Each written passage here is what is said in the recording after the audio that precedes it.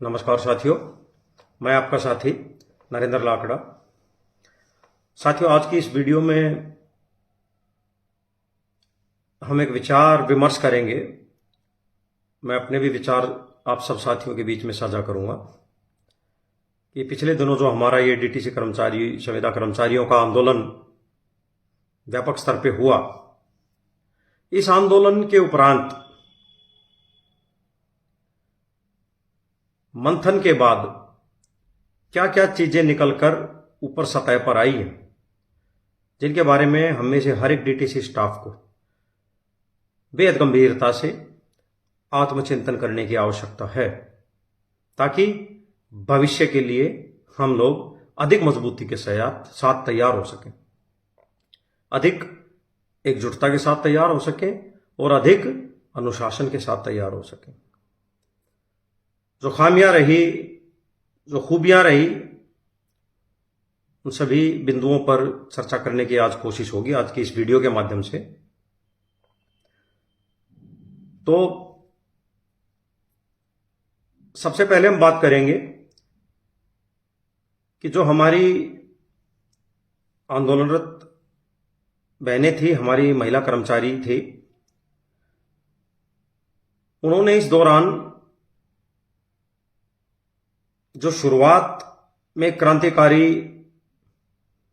जज्बे का प्रदर्शन किया जब आंदोलन शुरू हुआ एसएनडी से, और उसके बाद जिस एकजुटता और जिस मजबूती का प्रदर्शन किया, उनकी इस भावना को, उनकी इस निडरता को मेरा सलाम है। समस्त डीटीसी स्टाफ का सैल्यूट है। वही वजह रही कि स्टाफ में धीरे धीरे जागृति फैली, संवेदनाएं गई, शोषण के विरुद्ध आवाज उठी, डर दूर हुआ। डर के एक आवरण में जो डीटीसी स्टाफ लिपटा हुआ है ना सालों से, उस डर की चादर को फाड़ करके मैदान में आए, जमीन में आए और अपनी बहनों के साथ एकजुटता के साथ एक आंदोलन की शुरुआत हुई। तो यहां तक जो चीजें थी बड़ी सही दिशा में हुई, भले ही अचानक हुई, बड़ी सार्थक थी ये पहल। इस पहल की हर किसी डीटीसी स्टाफ को सालों से उम्मीद थी, लेकिन कभी हो नहीं रहा था। अब इसके बाद इस आंदोलन को दिशा और एक धार देने के लिए, एक अनुशासित अप्रोच देने के लिए हमें एक संगठन की जरूरत थी, एक अनुभवी संगठन की जरूरत थी, जिनके पास अनुभव हो, नॉलेज हो, ज्ञान हो। तो उस दौरान हम उम्मीद कर रहे थे कि डीटीसी के हमारी तो बहुत सारे संगठन हैं, कई सारी यूनियनें हैं, वो मंच पर आकर हमारी बहनों के साथ खड़ी हो जाएंगी। लेकिन बड़े दुर्भाग्य की बात थी कि सिवाय एक यूनियन के बड़ी बड़ी नामों वाली कोई भी यूनियन, कोई भी उनका पदाधिकारी हम डीटीसी के संविदा कर्मचारियों की संवेदनाओं के साथ एसएनडी में उस मंच पर आकर के खड़ा नहीं हुआ, सिवाय एक यूनियन, डीटीसी कर्मचारी एकता यूनियन, जिसका नाम है। अब बहुत से साथी कह देते हैं, कमेंट्स में भी आए थे कि लाकड़ा जी आप कौन सी यूनियन के मेंबर हो। तो साथियों, मैं स्पष्ट करना चाहता हूं कि मैं यहां डीटीसी में किसी भी यूनियन का मेंबर नहीं हूं, और मैं जिस यूनियन का मेंबर हूं वो यूनियन, मैं ये मानता हूं कि पूरे भारत में सबसे मजबूत, सबसे अद्भुत और एक मिसाल की यूनियन है। डीटीसी में आने से पहले जब मैं कैट्स एम्बुलेंस सेवा में कार्यरत था, तो वहां पर एक यूनियन है, कैट्स एम्बुलेंस स्टाफ यूनियन। मैं उसका एक कार्यकर्ता हूं, और उस यूनियन के बारे में हम बात अभी नहीं करेंगे, क्योंकि उस यूनियन का आप लोगों के सामने या इस डीटीसी स्टाफ के सामने बात तब की जा सकती है जब यहां का डीटीसी स्टाफ उस स्तर तक अपने आप को उठा ले जिस स्तर का कैट्स एम्बुलेंस स्टाफ था। मुट्ठी भर स्टाफ था, 400 लोगों का। 450, 500, 600 लोगों का, लेकिन दिल्ली को हिलाने की हिम्मत रखते थे। और भाईचारे की मिसाल, ना कोई पद का लोभ, ना लालच, और सबसे बड़ी चीज अनुशासन। जितनी खूबियां गिनाऊं उस यूनियन की उतनी ही कम है, वीडियो लंबा बहुत हो जाएगा। तो खैर हम मुद्दे पर आते हैं। तो साथियों, ये एक यूनियन, यहां पर डीटीसी कर्मचारी एकता यूनियन के हमारे साथी आगे आए और बहनों के साथ मिलकर इस आंदोलन को उन्होंने एक दिशा दी। और उसके बाद ऐतिहासिक रूप से आप सभी साथियों के योगदान और जागृति की वजह से एक धमक हुई। यह सिस्टम और शासन जो ये मान बैठा था कि अब यहां डीटीसी में कोई बोलने वाला नहीं है, अब कोई कर्मचारी आवाज उठाने वाला नहीं है, अब इनको चाहे जैसे शोषित करो, चाहे जिस ठेकेदार के पल्ले मत दो, ये बस वही 18-20 हजार रुपये अपनी नसीब मान चुके हैं और इसी में अपनी जिंदगी यहां हमारे नाम इन्होंने लिख रखी है बस। लेकिन उनका वो वहम आपकी इस धमक ने 1 मिनट में चकनाचूर कर दिया और मुख्यमंत्री के दरवाजे खुल गए। ऐतिहासिक रूप से डीटीसी के इतिहास में ऐसा पहली बार हुआ। हमारे कई साथी वहां पर गए, कुछ यूनियन के प्रतिनिधि भी थे, हमारे पदाधिकारी थे, ललित जी, मनोज जी, और महिला कर्मचारी साथी भी थी जो आंदोलन में थी, और भी साथी थे। मेरे भी एक साथी थे, वो भी वहां मीटिंग में थे, कंडक्टर हैं हमारे डिपो में। तो उसके बाद पहली बार एक इतनी सकारात्मक, एक बड़ी जीत के साथ शुरुआत हुई थी। मैं अभी अंत नहीं कह रहा हूं, एक शुरुआती जीत हुई है। मुख्यमंत्री जी से 2.5 घंटे बात होने के बाद सरकार समय मांगती है कि हमें 10 दिन, 5 दिन, जो भी है, गिनतियों में नहीं जाना चाहिए। इतने दिन मांगे थे, इतने क्यों दे दिए, इतने घंटे मांगे थे, इतने। यार ये बचकाना बातें और ये संकीर्ण मानसिकता से बाहर आइए आप लोग। कुछ लोगों के बड़े ही निम्न श्रेणी के कमेंट थे इस बात को लेकर के, सूझबूझ की कमी बहुत ज्यादा दिखती है ऐसी चीजों में। खैर, तो सरकार ने अपने दरवाजे खोले, सरकार के मुखिया ने अपने दरवाजे खोले, बुलाया कर्मचारी प्रतिनिधियों को, मांगे सुनी गई और उसके बाद उन्होंने 10 दिन, 5 दिन जो भी था मांग लिया। हमारे समस्त प्रतिनिधियों ने वहां उनको समय दे दिया।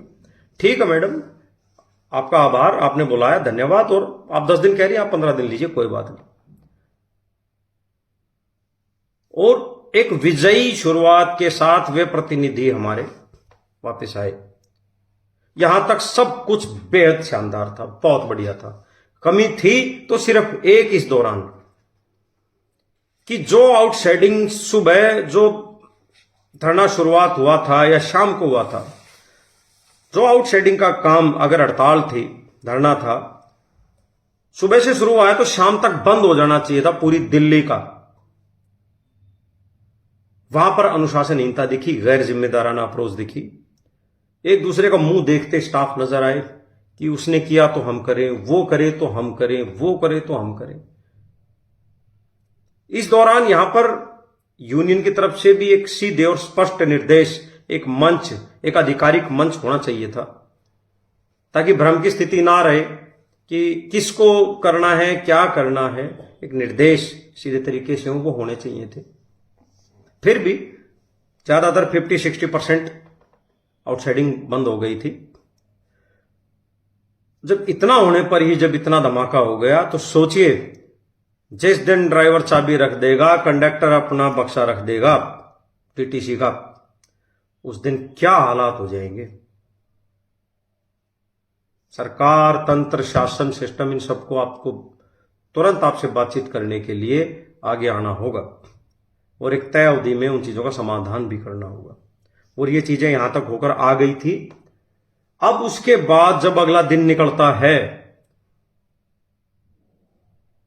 तब दूसरी बड़ी खामी क्या हो रही है कि जो हमारी ये आंदोलनरत बहनें थी, ये साथी थे, जो भी थे, इनसे यहां पर इनकी अनुभवहीनता और इनकी नासमझी एक बड़ा कारण बनी परस्पर विरोधी बयानबाजी सोशल मीडिया पर जबरदस्त तरीके से कि ये ऐसे नहीं हुआ, वो ऐसे हो गया, समय हमने नहीं मांगा उन्होंने दे दिया, हम तो हड़ताल पे हैं उन्होंने हड़ताल खोल दी। यहां ये जो बहुत नासमझी की बात हुई है हमारी साथी बहनों से, इनको ये समझना चाहिए था जब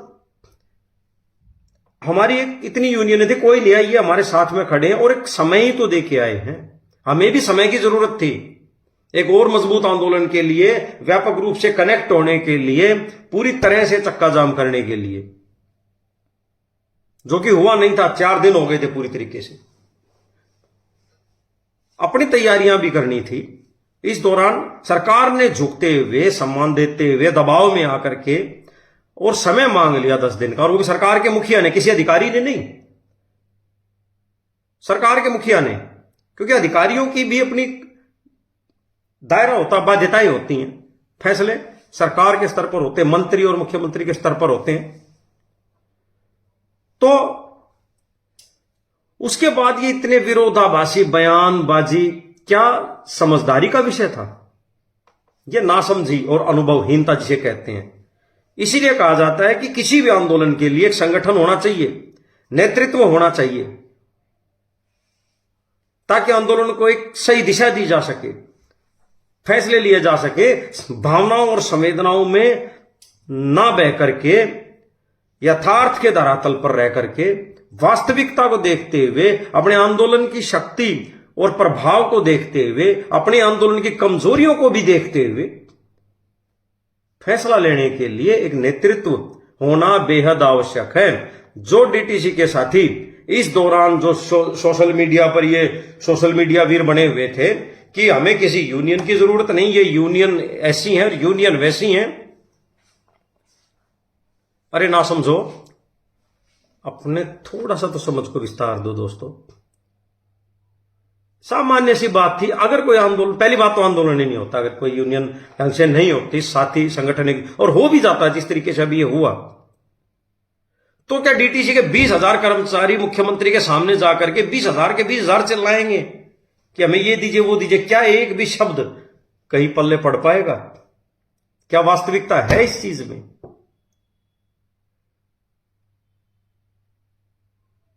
बहुत से डीटीसी स्टाफ की इस तरह की नासमझी को देखते हुए ना दोस्तों, ऐसा लगता है कि वास्तव में यहां पे जो डीटीसी में है ना कर्मचारी है ना, वो कर्मचारी नहीं है, पशु हैं, जिन्होंने जन्म ही एक खूंटे पर बंधने के लिए लिया है। जैसा मालिक करेगा वैसा करते रहेंगे, अपना कोई वजूद नहीं, अपना कोई जमीर नहीं, अपनी कोई समझ नहीं।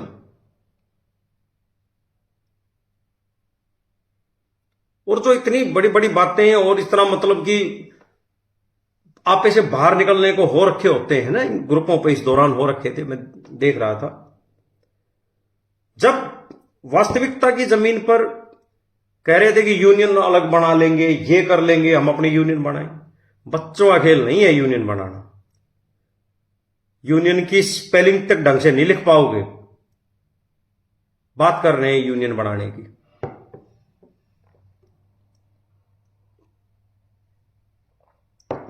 और यूनियन बना भी ली तो उसको चलाना, उसके साथ स्टाफ का जुड़ाव,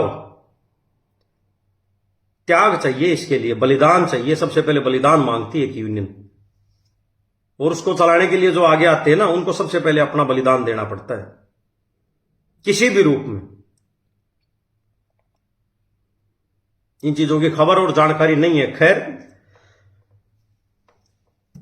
ये चीजें होने के बाद हमारी बहनों को ये चीज देखनी चाहिए थी कि जब एक वरिष्ठ हैं, डीटीसी में सालों का अनुभव है, आंदोलन के भी साथी हैं, यूनियन के पदाधिकारी हैं, और अगर वे समय लेकर के आए हैं तो उनको उन अपने साथियों का सम्मान करते हुए एक मंच पर आकर के ये बोलना चाहिए था कि हमारी, देखिए, हमें इस चीज का अनुभव नहीं है, बाकी हमारी यूनियन ने कहा कि हम 10 दिन का समय देंगे, तो ठीक है, हमने 10 दिन का समय दिया, 15 का दिया, सॉरी, और उस दौरान हम देखेंगे कि सरकार कितना इन पर काम करती है। भाई काम तो सरकार ने करना ना, जो भी चीजें आप मांग रहे हो सरकार से ही लोगे ना, आतिशी की जेब में से तो नहीं निकाल के ले आओगे, या एमडी साहब की जेब से निकाल लाएगा कोई। एक सिस्टम होता है ना, एक प्रक्रिया होती है, उसके लिए सरकार ने समय मांगा, उनको दे दीजिए। उसके बाद क्या, कुछ लोग चुनाव आयुक्त बन गए इस दौरान, में देख रहा था कमेंट्स भी आए कि लागड़ा जी आपको नहीं पता आचार संहिता लग जाएगी। हे भगवान, मतलब ऐसे ऐसे वकील हैं। दरअसल यहां पर सही बताऊं तो किसी को स्थायी होने की, समान काम समान वेतन की मुझे लगता जरूरत ही नहीं। सब एक से एक बड़े वकील हैं, धुरंधर हैं, तीसमार खां हैं, बाहुबली है। छाट छाट के डीटीसी ने यहां पर भर्ती किया है। क्या जरूरत है भाई इन आंदोलनों के लिए मांग करने की? जिन बेचारों को जरूरत है कम से कम उनकी तो सोच लीजिए। तो 10 दिन का समय देकर कोई बड़ी आफत नहीं हो गई थी। एक बहुत सूझबूझ और समझदारी भरा कदम था यूनियन का, और एक समझदार यूनियन ही इस तरीके का फैसला ले सकती है कि हड़ताल भी हुई हो आंदोलन के दौरान, पता नहीं कुछ इस दौरान अराजक तत्वों की तोड़फोड़ की भी शायद कुछ घटनाएं थी। हालांकि कर्मचारियों को इससे कोई संबंध नहीं है जहां तक मुझे लगता है। लेकिन जब एक आंदोलन होता है ना, तो कुछ विरोधी और षड्यंत्रकारी शक्तियां भी होती हैं आंदोलन को बदनाम करने के लिए। इन सब के बावजूद किसी भी डीटीसी कर्मचारी के रोजगार पर आंच ना आते हुए और शासन के मुखिया से, सरकार की मुखिया से एक सब चीजों पर सहमति लेकर के 10 दिन का उन्होंने समय मांगा उन पर कार्रवाई करने के लिए, और लेकर के आ जाती है। और उसके बाद ये कहते हैं कि 10 दिन ठीक है। भरोसा उनको भी नहीं था, क्योंकि सरकारें भरोसा तोड़ती हैं, बड़ी चालाक होती हैं, चालबाजी करती हैं, पता है। तो कोई बात नहीं, 10 दिन के बाद ना तो यहां आचार संहिता लगने जा रही है दिल्ली में भाई, 1 महीने के बाद भी नहीं लगने जा रही है। उन साथियों को मैं जो चुनाव इलेक्शन कमिश्नर बने हुए हैं उनके संज्ञान के लिए बता रहा हूं मैं ये बात, कि जनवरी के पहले तो दिल्ली में कोई आचार संहिता नाम की चीज है नहीं। जनवरी के शुरुआती सप्ताह में ये चीज होंगी, जो भी है।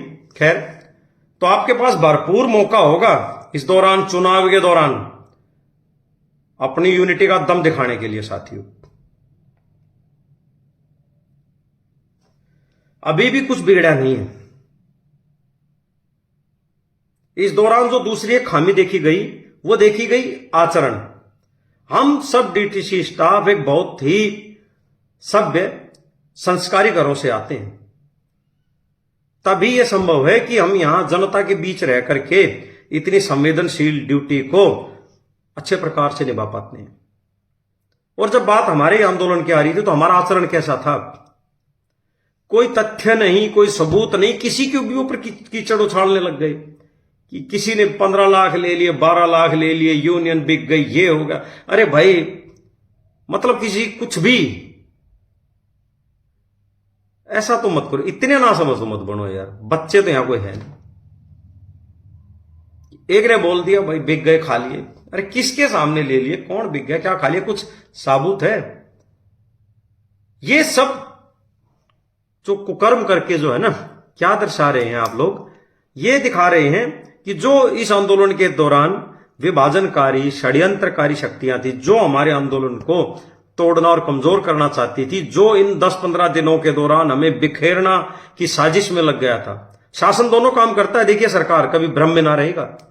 10-15 दिन का समय मांगा, इस दौरान वो आपको तोड़ने बिखेरने की कोशिश करेंगे कि यार ये बिखर गए इस दौरान, तो फिर कुछ देना ही नहीं पड़ेगा। और अगर आप लोग नहीं टूटे और नहीं बिखरे तो फिर शासन आपको आपकी मांग सब कुछ देगा, क्योंकि उसको पता है कि भाई टूटे नहीं, बिखरे नहीं, अब आपका मांगा हुआ समय खत्म, अब यूनियन का समय शुरू हो गया। तो और ये अगर आंदोलन हड़ताल पे आ गए तो दिल्ली अपने घर बैठ जाएगी। तो आपने उसी षड्यंत्र, उसी फूट वाली शक्तियों को प्रोत्साहित किया दोस्तों, जिन लोगों ने सोशल मीडिया पे आकर के यहां पर बवाल काटा है बुरे तरीके से कि ये क्यों, वो क्यों। अरे नहीं ज्ञान है, नहीं पता है तो कम से कम चुप ही रह जाया करिए। और अगर सबूत है, साक्ष्य है, तो साक्ष्य के साथ आइए। ना कोई जमीन फट जाएगी, ना कोई पहाड़ टूट जाएगा, ना कोई आसमान फट जाएगा यार।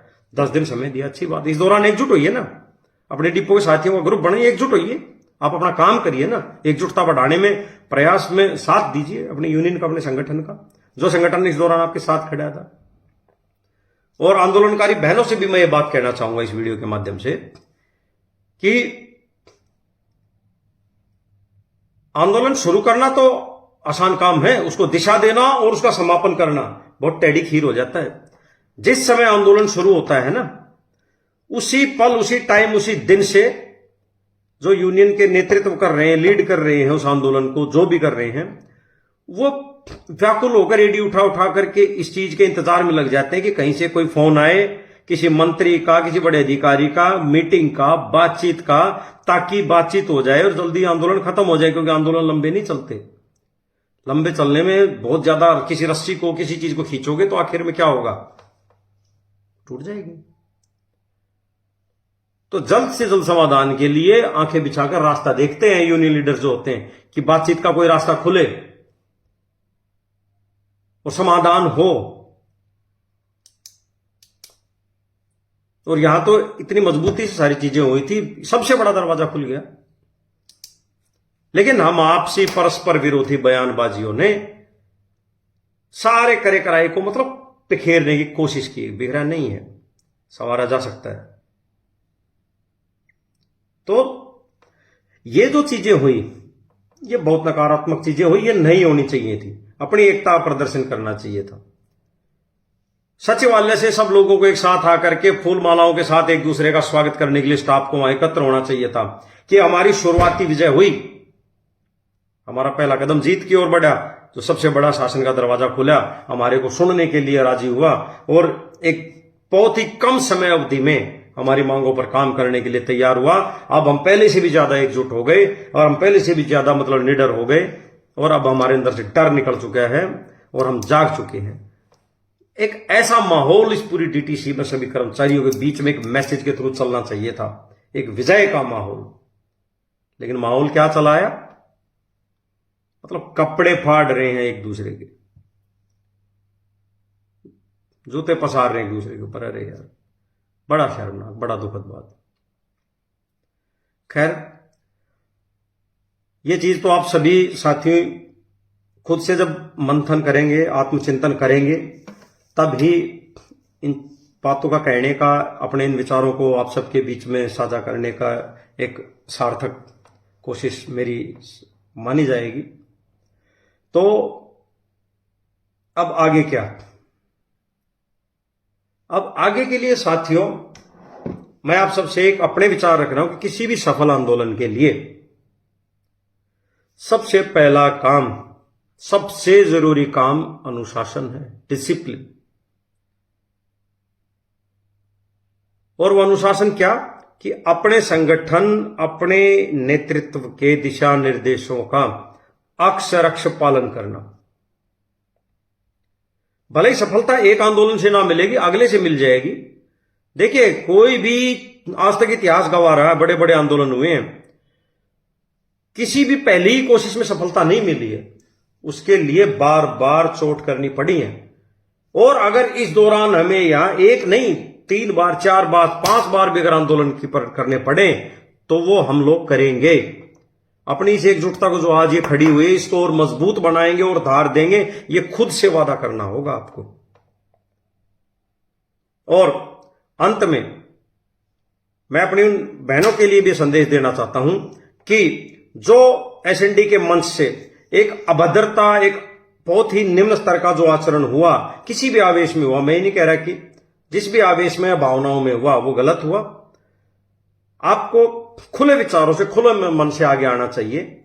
और जो हमारे साथ एकमात्र जो यूनियन खड़ी हुई, डीटीसी कर्मचारी एकता यूनियन जो है, उनके पदाधिकारियों से आपको क्षमा प्रार्थी होना चाहिए। मेरा मानना, मेरे विचार है, बाकी आपकी समझ है दोस्तों।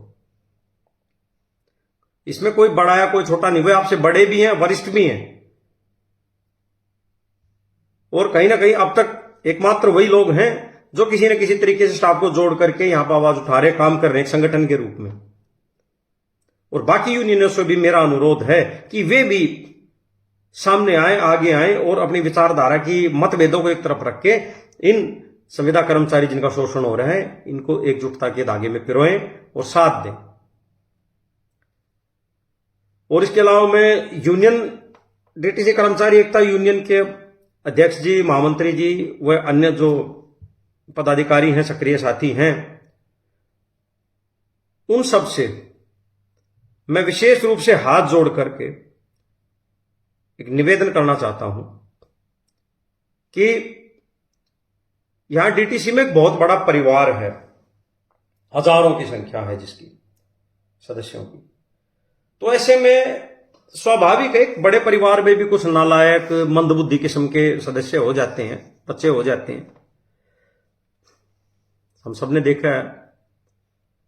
तो ऐसे में जो कुछ हुआ वो दुखद हुआ, अनुशासनहीनता थी, नासमझी थी, हमारी बहनों की कहें या हमारे बहुत से साथियों की कहें जो नासमझी में कुछ भी मुंह से मतलब बगार देते हैं, यहां पर जोर डालने की कोशिश नहीं करते। तो उन सब की नादानियों को, नासमझियों को आप माफ करें। सभी ऐसे स्टाफ की तरफ से मैं नरेंद्र लाकड़ा, अपने यूनियन के जो हमारे साथी थी जो बिल्कुल ईमानदारी से कोशिश कर रहे हैं डीटीसी के संविदा कर्मचारियों के लिए आंदोलन के रूप में या कोर्ट के जरिए, ठीक है। तो देखिए, किसी की सही कोशिशों को, ईमानदार कोशिशों को नकारना एक पाप होता है। मैं सभी डीटीसी स्टाफ से कहना चाहता हूं, पाप के भागीदारी मत बनिए। अपने लिए अगर कुछ आप लोग नहीं कर सकते ना तो ठीक है, पड़े रहिए, लेकिन कम से कम शांत पड़े रहिए, बोलिए मत कुछ भी, मुर्दा की तरह पड़े रहिए जैसा आप जीवन जीना पसंद करते हैं। लेकिन अगर आप कुछ सोचते हैं, कुछ अपना आपका जमीर जिंदा है ना, तो थोड़ा सही गलत का फैसला करके आगे बढ़िए साथियों। अब यूनियन को मैं सभी स्टाफ की तरफ से देखिए मैं माफी कहता हूं कि छोड़िए उन बातों को। अपनी बहनों से भी कहता हूं कि छोड़िए जो भी परस्पर विरोधी बयानबाजी हुई है, और सभी के सभी स्टाफ जिन्होंने भी इस दौरान ये गैर आचरण और इस तरीके के अमर्यादित भाषाओं का या बिना साक्ष्यों के कुछ भी कहा है, उन सबको एक साइड करिए। लकीर के फकीर नहीं बनना, पकड़ के नहीं रहना किसी चीज को। मैं अंत में कह रहा हूं वीडियो के, सबको साइड करिए। अगर मेरी बातों का थोड़ा बहुत अगर आप लोगों ने समझ ली हो तो इस 10-15 दिनों के दौरान अपनी एकजुटता दिखाइए, सोशल मीडिया पर अपनी पूरी एकजुटता दिखाइए। हम अपनी यूनियन के साथ हैं, हम अपनी बहनों के साथ हैं।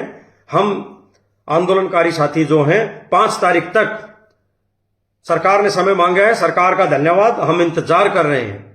और 5 तारीख के बाद अगर सरकार ने हमारी मांगे नहीं मानी तो हम उसके बाद आंदोलन करने को मजबूर होंगे और अपने संगठन और अपने यूनियन के निर्देशों के तहत एक मजबूत और ऐतिहासिक आंदोलन का हिस्सा होंगे और कामयाबी लेकर रहेंगे। इस भावना के साथ आज से ही जुड़ जाइए। सब गिले शिकवे छोड़िए। यूनियन नेताओं से भी मेरा आग्रह है, हमारी बहनों से भी जो आंदोलनकारी थी उनसे आग्रह है, सब चीजों को साइड करिए और जो अनुभवी है नेतृत्व के साथ संगठित होकर के एक साथ जुड़िए और अपने विजय पथ पर अपना दूसरा कामयाबी का कदम 5 तारीख के बाद आगे बढ़ाइए। जीत की पूरी संभावना निश्चित है। बस इसी के साथ मैं वीडियो को विराम देना चाहता हूं साथियों। काफी लंबी वीडियो हो गई, ठीक है, शुक्रिया, नमस्कार।